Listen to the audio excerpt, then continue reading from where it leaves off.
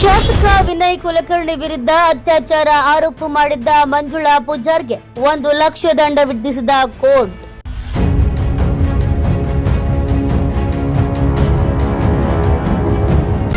ದುರುದ್ದೇಶಿತ ಆರೋಪದ ಹಿನ್ನೆಲೆ ರೈತ ಹೋರಾಟಗಾರ್ತಿ ಮಂಜುಳಾ ಪೂಜಾರ್ಗೆ ದಂಡ ವಿಧಿಸಿದ ಜನಪ್ರತಿನಿಧಿಗಳ ನ್ಯಾಯಾಲಯ.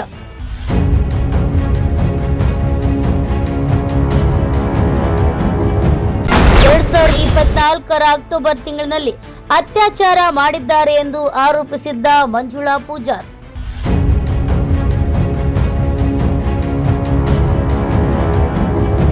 ಹೌದು, ಶಾಸಕ ವಿನಯ್ ಕುಲಕರ್ಣಿ ವಿರುದ್ಧ ಅತ್ಯಾಚಾರ ಆರೋಪ ಸಂಬಂಧ ನ್ಯಾಯಾಲಯಕ್ಕೆ ಬಿ ರಿಪೋರ್ಟ್ ಸಲ್ಲಿಕೆ ಮಾಡಲಾಗಿದೆ. ಸಿಐಡಿ ಪೊಲೀಸರು ಈ ರಿಪೋರ್ಟ್ ಅನ್ನು ಸಲ್ಲಿಕೆ ಮಾಡಿದ್ದಾರೆ.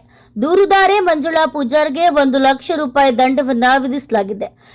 ದುರುದ್ದೇಶದ ಆರೋಪದ ಹಿನ್ನೆಲೆಯಲ್ಲಿ ದಂಡವನ್ನ ವಿಧಿಸಲಾಗಿದ್ದು, ಈ ಕೇಸ್ ಹಿಂದೆ ದುರುದ್ದೇಶ ಇರುವ ಕಾರಣ ನೀಡಿ ದಂಡ ವಿಧಿಸಲಾಗಿದೆ.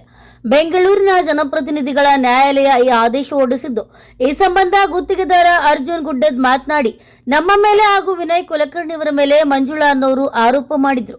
ಆ ಸಂಬಂಧ ಎಫ್ಐಆರ್ ದಾಖಲಾಗಿತ್ತು. ಸಂಜಯ್ ನಗರ ಪೊಲೀಸ್ ಠಾಣೆಯಲ್ಲಿ ವಿಚಾರಣೆ ಕೂಡ ಆಗಿತ್ತು. ಸಿಐಡಿ ತನಿಖೆ ನಡೆಸಿ ಬಿ ರಿಪೋರ್ಟ್ ಹಾಕಿತ್ತು.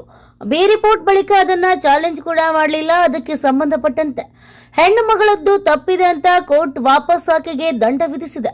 ಮಂಜುಳಾ ಪೂಜಾರ್ ರೈತ ಹೋರಾಟಗಾರ್ತಿ ಎಂಬ ಹೆಸರನ್ನ ಪಡೆದಿದ್ರು. 2024 ಅಕ್ಟೋಬರ್ ತಿಂಗಳಲ್ಲಿ ವಿನಯ್ ಕುಲಕರ್ಣಿ ವಿರುದ್ಧ ಅತ್ಯಾಚಾರ ಮಾಡಿದ್ದಾರೆ ಎಂದು ಆರೋಪ ಮಾಡಿದ್ರು. ಆದರೆ ಅದಕ್ಕೆ ಪೂರಕವಾದಂತ ಯಾವುದೇ ಸಾಕ್ಷಿಗಳನ್ನ ನೀಡಿರಲಿಲ್ಲ. ಇದೀಗ ಜನಪ್ರತಿನಿಧಿಗಳ ಕೋರ್ಟ್ ಮಂಜುಳಾಗೆ ದಂಡವನ್ನು ವಿಧಿಸಿದೆ. Bureau report, news pulse.